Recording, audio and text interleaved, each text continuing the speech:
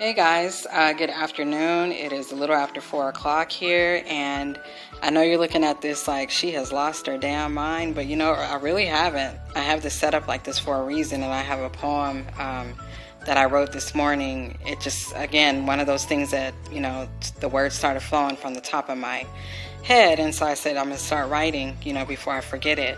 But thankfully, my little one, she gave me permission to use some of her dolls, which she was trying to figure out what I was doing and why I needed the dolls. And so this is why I wanted to set it up this way, because my heart has been with the youth. And through this whole, I don't call it a pandemic, I call it pandemonic, because I feel like it's not, to me, I'm not going to consider it the new norm. Everybody else can think that way, but that's not where my position is with it. And I will definitely, not be conforming. I will follow the rules of the land and the law and everything, but I'm not going to conform. I refuse to conform and consider this as the norm. So people have forgotten about the kids. We're so focused on this one word that we've forgotten about the kids. And so that's been bothering me a lot. And adults, yeah, we can get through stuff. We can weather the storm. And people are always saying, oh, kids are resilient. But how do you know what kids feel during this time? Because you know why? Because most of us don't ask our kids. Some of us do, but majority of us probably don't take time to have a deep, long conversation as we would about other things like racism and things like not talking to strangers and stuff like that and so on.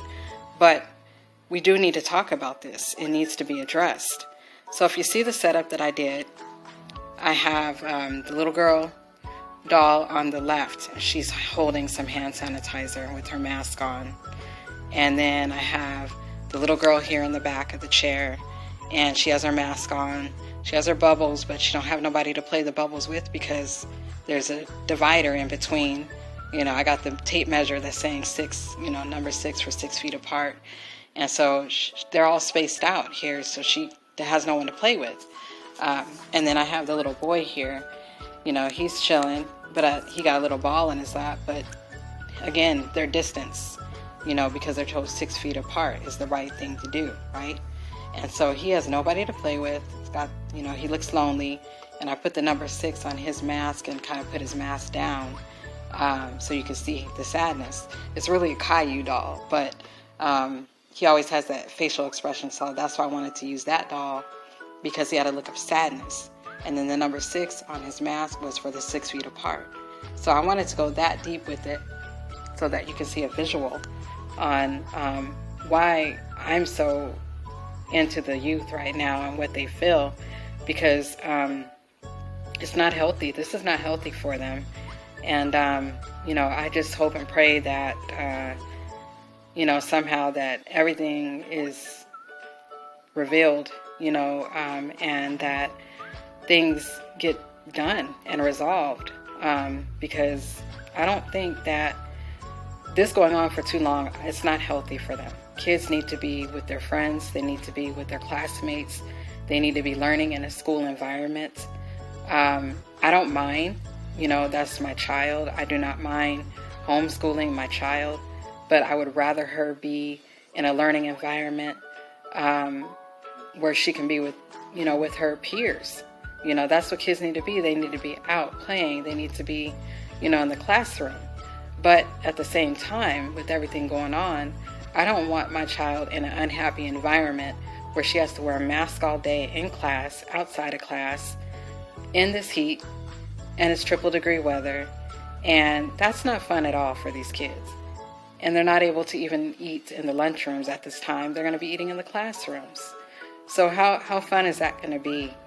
These kids are not adults, and they shouldn't have to carry the burden of adults, but yet and still they do, because they're just they're being told what to do, and out of respect and being children, they trust that adults, that our judgment is trustworthy. That's just the children's, mind. They trust.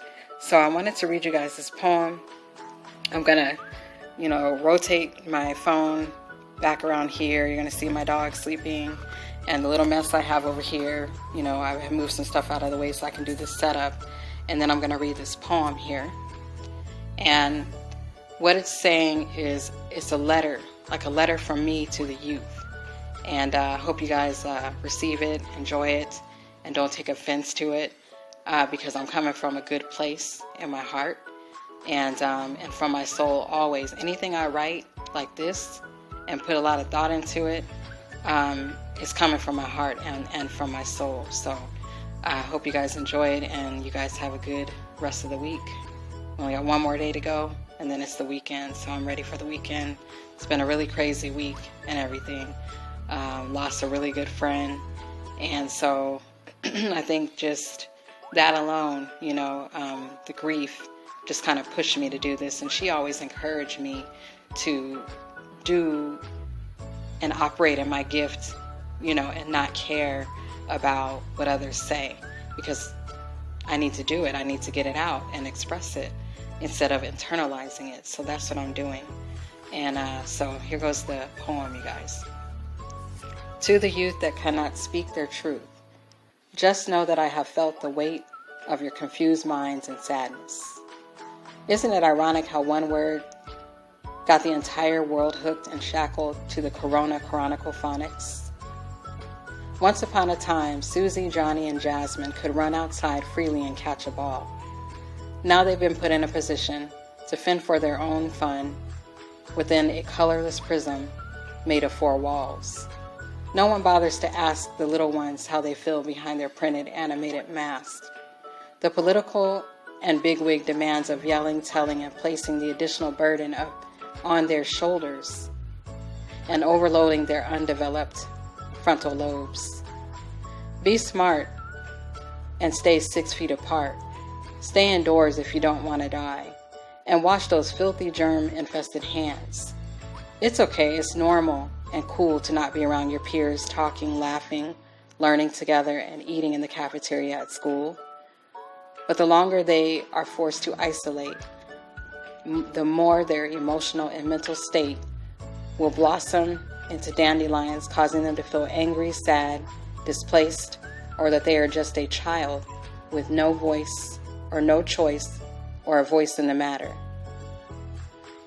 We are unknowingly instilling in them to live in fear daily of the unknown because of our addictions to Fox, CNN, Facebook Corona stats, and updates on our fancy 5G phones.